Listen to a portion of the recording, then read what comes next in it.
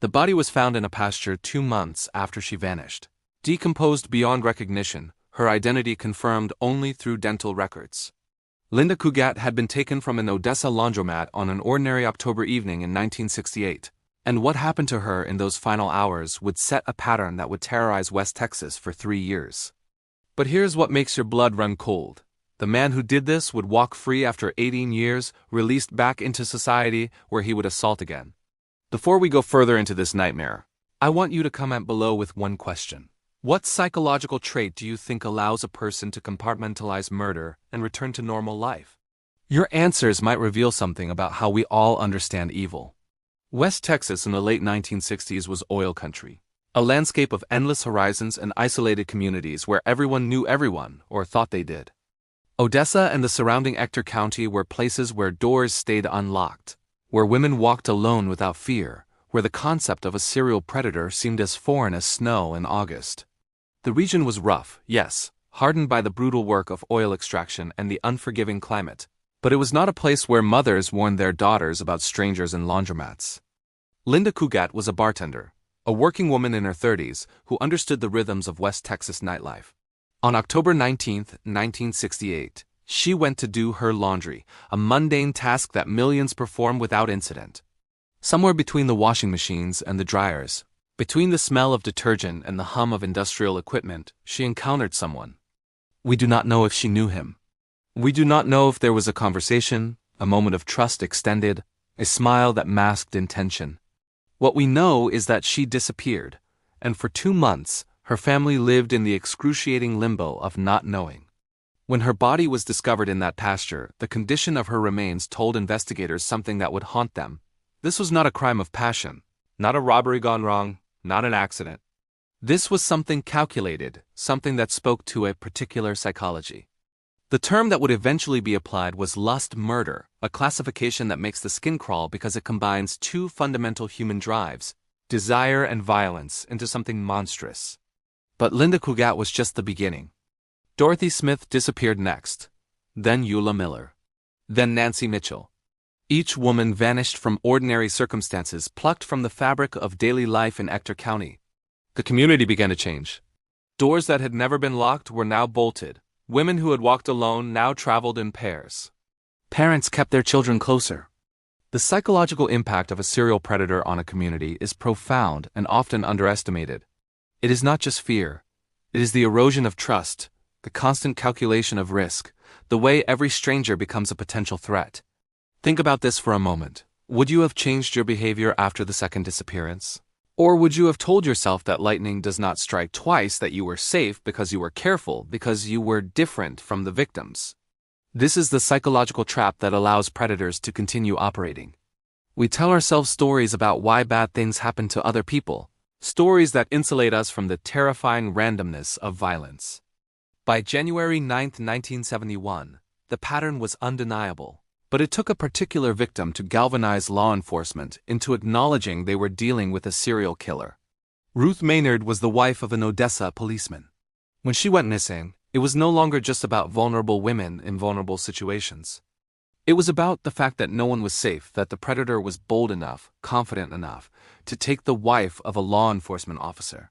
Her body was found a month later, and the location was chilling, near the same site where Linda Cougat had been discovered years earlier. This was not coincidence. This was a signature, a psychological calling card. Serial offenders often return to familiar locations, places that hold meaning for them, places where they feel comfortable, where they have successfully disposed of evidence before. The discovery of Ruth Maynard's body in that same pasture told investigators something crucial. They were dealing with someone who had a connection to that area, someone who knew the terrain, someone who felt ownership over that space. The psychological profile that was emerging was of a man who was organized, patient, and deeply familiar with the region. These were not crimes of opportunity in the traditional sense. They required planning, knowledge of victim routines, understanding of law enforcement patterns, and the ability to move bodies to remote locations without detection. This suggested someone who lived in the area, who worked in the area, who blended into the community so seamlessly that no one suspected him.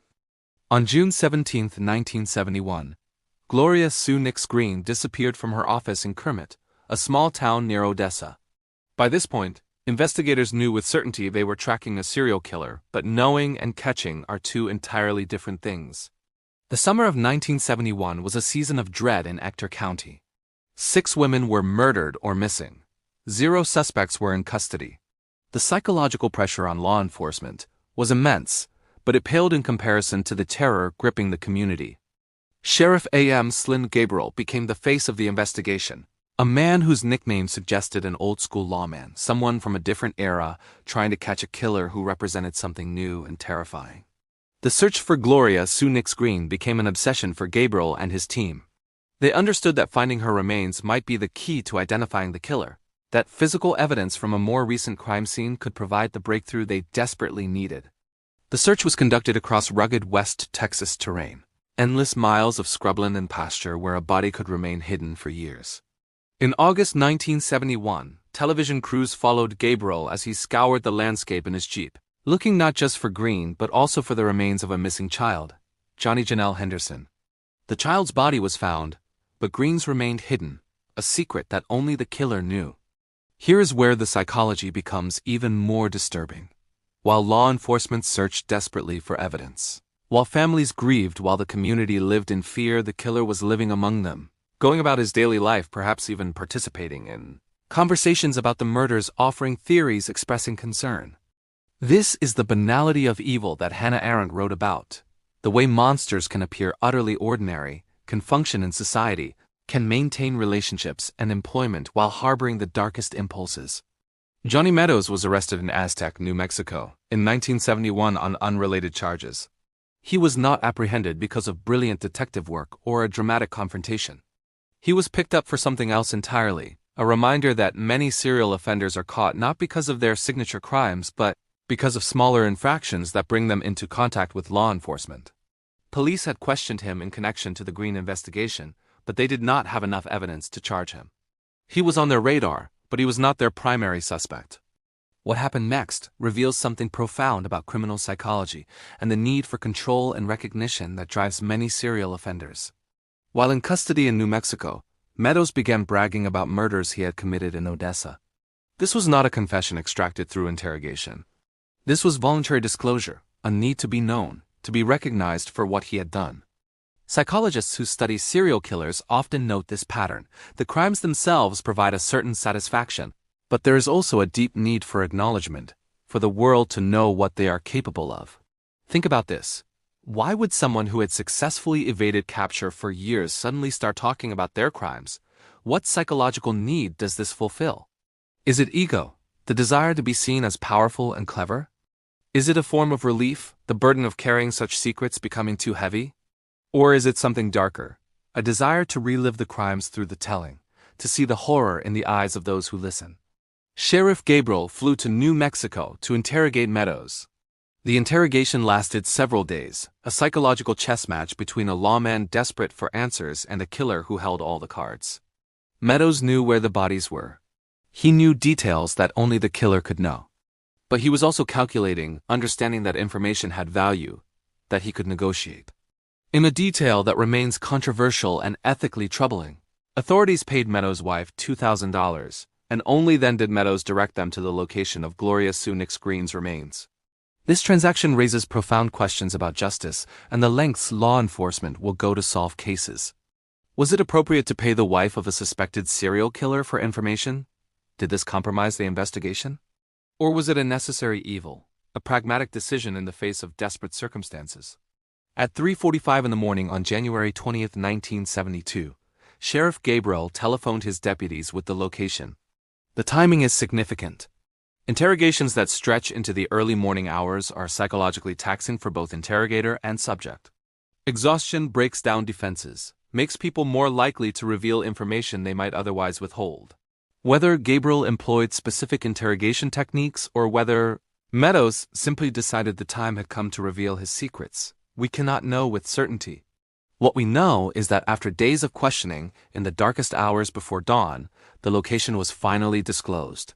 Gloria Sue Nix Green's remains were found where Meadows said they would be. This confirmation was crucial because it established that Meadows had knowledge only the killer could possess. Later that day, Gabriel escorted Meadows back to Odessa, where he was charged with Green's murder. The television footage from that day shows a man who appears utterly ordinary, not the monster that the community had imagined. This is perhaps the most disturbing aspect of serial killers. They look like everyone else. There is no mark of Cain, no visible sign of the darkness within. In 1972, Meadows pleaded guilty to the murder of Gloria Sue Nix Green and received a life sentence.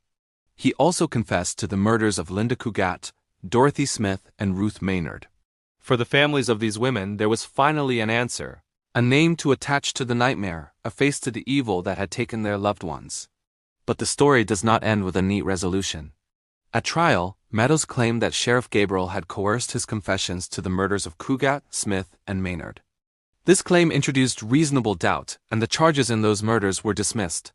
This is where the case becomes legally and psychologically complex. Meadows had confessed, but he now claimed the confessions were coerced. Without physical evidence linking him definitively to those crimes, without the kind of forensic technology that would become available in later decades, prosecutors could not proceed. Consider the psychological impact on the families of Cougat, Smith, and Maynard. They believed they had closure, that the man who killed their loved ones was in prison. Then those charges were dismissed. The killer was still in prison for Green's murder, but there was no legal acknowledgement of the other victims, no official recognition of their suffering. This is a form of secondary trauma, the way the legal system can sometimes compound the pain of victims' families. Meadows served 18 years in prison. 18 years for taking a life, for terrorizing a community, for the psychological devastation inflicted on multiple families.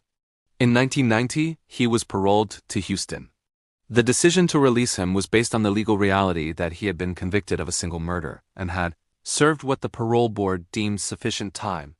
But the psychological reality was that a man who had confessed to multiple murders, even if those confessions were later disputed, was being released back into society. Would you feel safe knowing that someone with Meadows' history was living in your community? This is not a rhetorical question. This is the reality that Houston residents faced in 1990, most of them unaware that a paroled killer was among them. The parole system operates on the principle of rehabilitation, the belief that people can change, that they can be reintegrated into society. But what about those whose crimes suggest a fundamental psychological aberration, a capacity for violence that may be intrinsic rather than circumstantial? A little over 2 years after his release, Meadows was sent back to prison for sexual assault. This recidivism is significant because it suggests that whatever drove him to kill, whatever psychological compulsion led to the Lust murders of the late 1960s and early 1970s, had not been resolved by 18 years of incarceration. He was still a predator. He was still dangerous.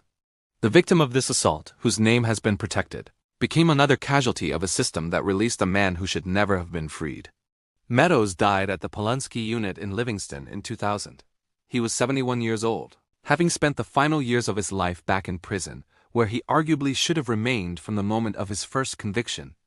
His death closed a chapter, but it did not provide answers to the questions that still haunt the case.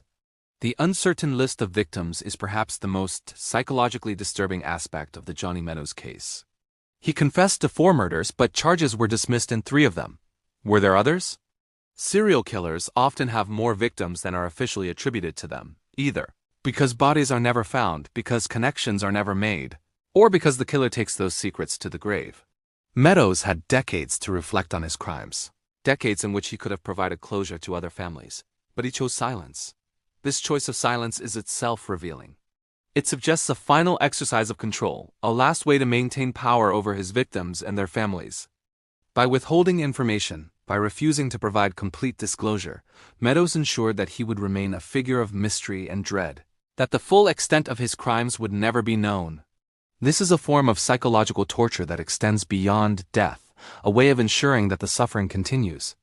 The case also raises questions about law enforcement practices of that era.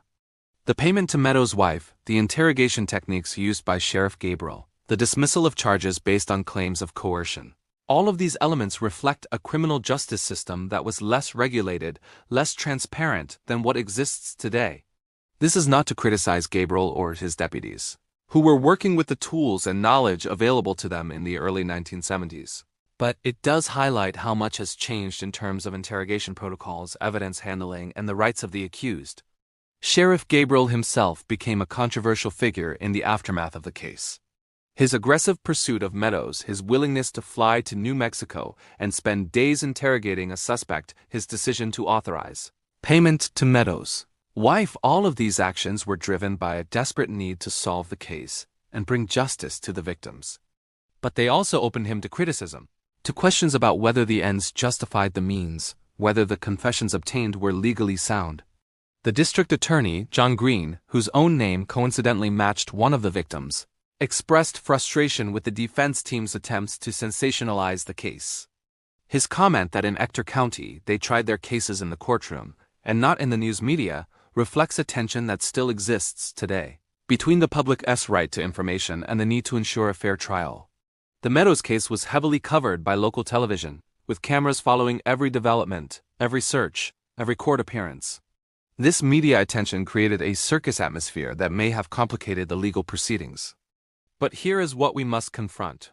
Regardless of the legal complications, regardless of the dismissed charges, regardless of the controversies surrounding the investigation, Johnny Meadows was a serial killer who terrorized West Texas for 3 years.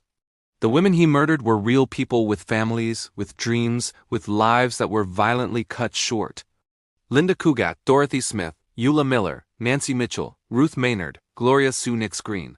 These names should be remembered not just as victims, but as individuals who deserved better than the fate they received. The psychological impact of the Odessa Lust Murders extended far beyond the immediate victims and their families. An entire community was traumatized, an entire region lived in fear for years.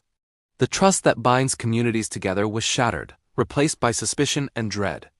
Even after Meadows was arrested, even after he was convicted, the scars remained. People who lived through that era still remember the fear, still remember checking their locks, still remember warning their daughters. This is the true legacy of serial killers. Not just the bodies they leave behind, but the psychological devastation they inflict on entire communities. The fear becomes generational, passed down through stories and warnings, shaping how people perceive safety and danger. In West Texas, the Odessa Lust Murders became a cautionary tale, a reminder that evil can emerge anywhere, that monsters do not announce themselves, that the person sitting next to you in a laundromat could be planning your death. The case also highlights the limitations of criminal justice in providing closure. Even with a conviction, even with a confession, the families of Cougat, Smith, and Maynard never received legal acknowledgement of their losses. The dismissal of those charges meant that officially, legally, those murders remain unsolved. This is a profound injustice, a failure of the system to provide the recognition and validation that victims' families desperately need. And what of the other potential victims, the women who may have disappeared or been murdered but were never connected to Meadows?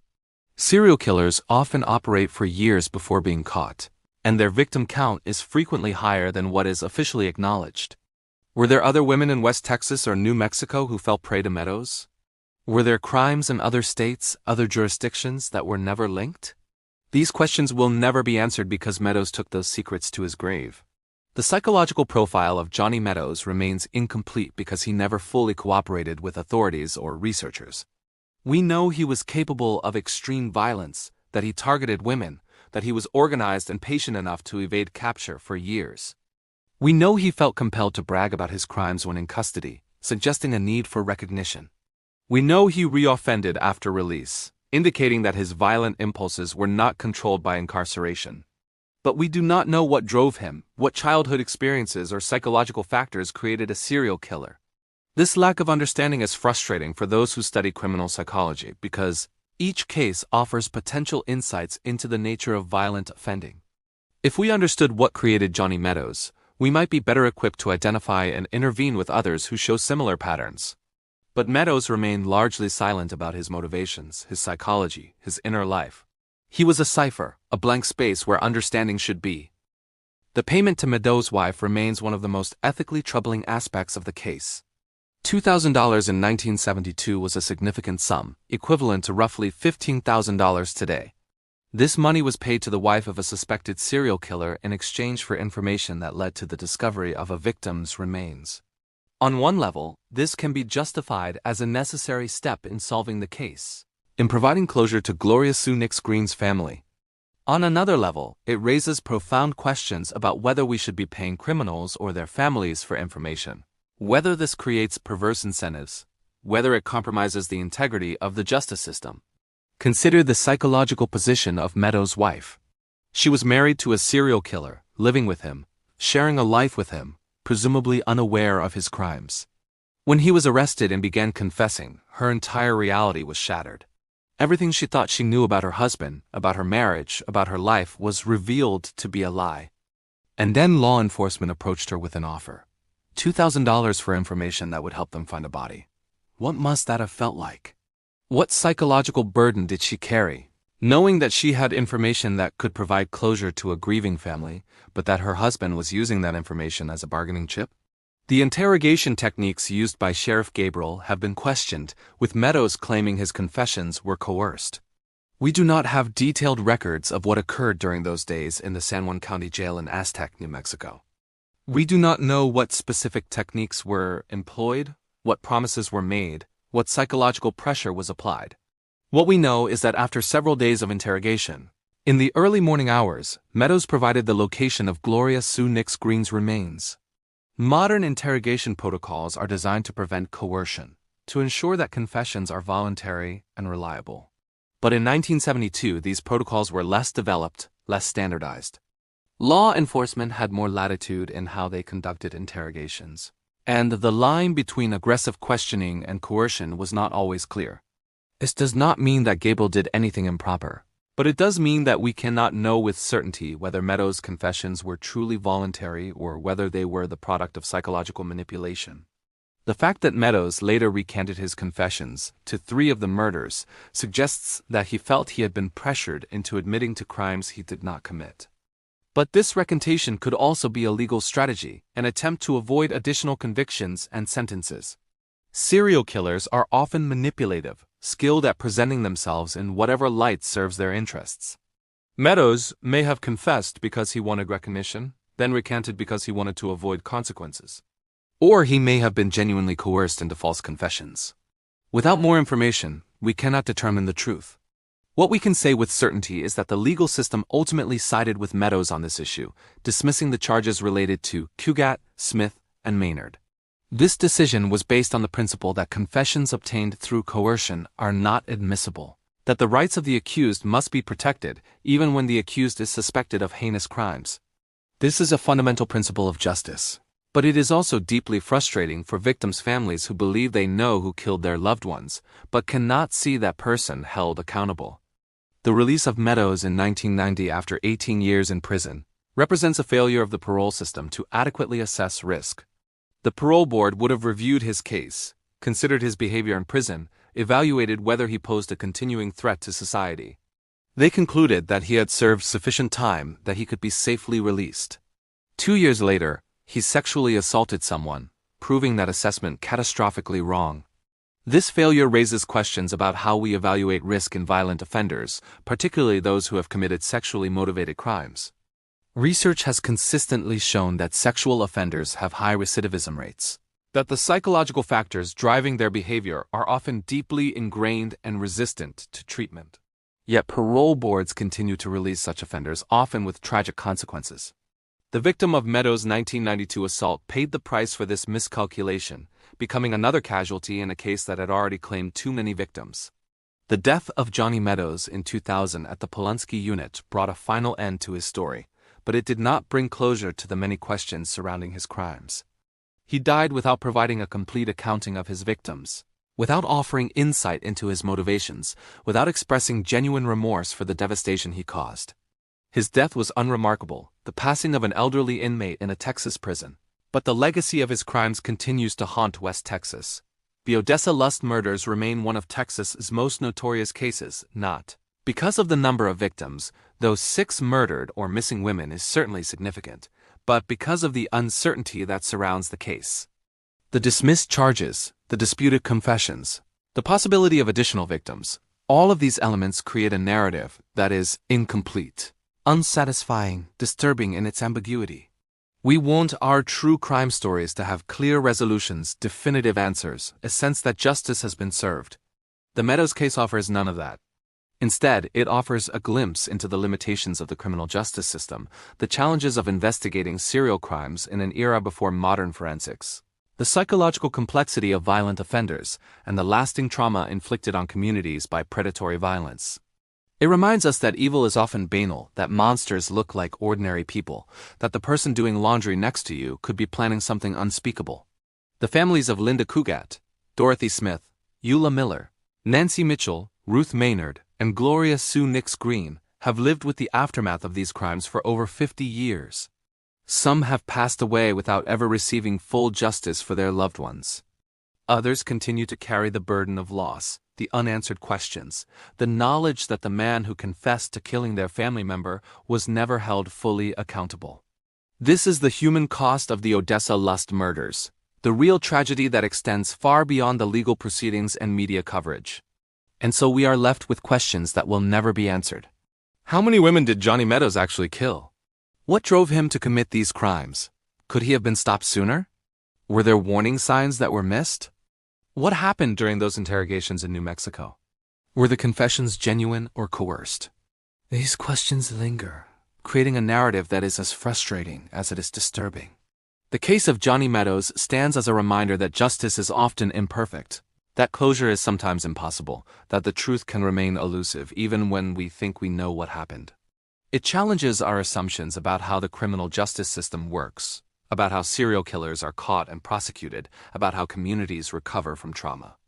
Most importantly, it reminds us that behind every true crime story are real people whose lives were destroyed, families who never fully heal, communities that never fully forget. In the end, the Odessa Lust Murders are not just about Johnny Meadows. They are about Linda Cougat going to do her laundry on an October evening and never coming home. They are about Dorothy Smith, Eula Miller, Nancy Mitchell, Ruth Maynard, and Gloria Sue Nix Green, women whose lives were cut short by violence. They are about a community that lost its innocence, that learned to fear the ordinary, that carries the scars of those years even now. They are about the imperfection of justice, the limitations of law enforcement, the complexity of human evil. And they are about the questions that haunt us still. How do we protect ourselves from predators who hide in plain sight? How do we balance the rights of the accused with the needs of victims? How do we provide closure when the truth remains uncertain? How do we live with the knowledge that evil exists, that it can strike anywhere, that it often goes unpunished? These are the questions that the Odessa Lust Murders force us to confront, questions that have no easy answers, questions that disturb us precisely because they reveal the fragility of safety, the randomness of violence, the inadequacy of our systems to protect and to heal. Johnny Meadows is dead, but the terror he created lives on, a reminder that some nightmares never truly end.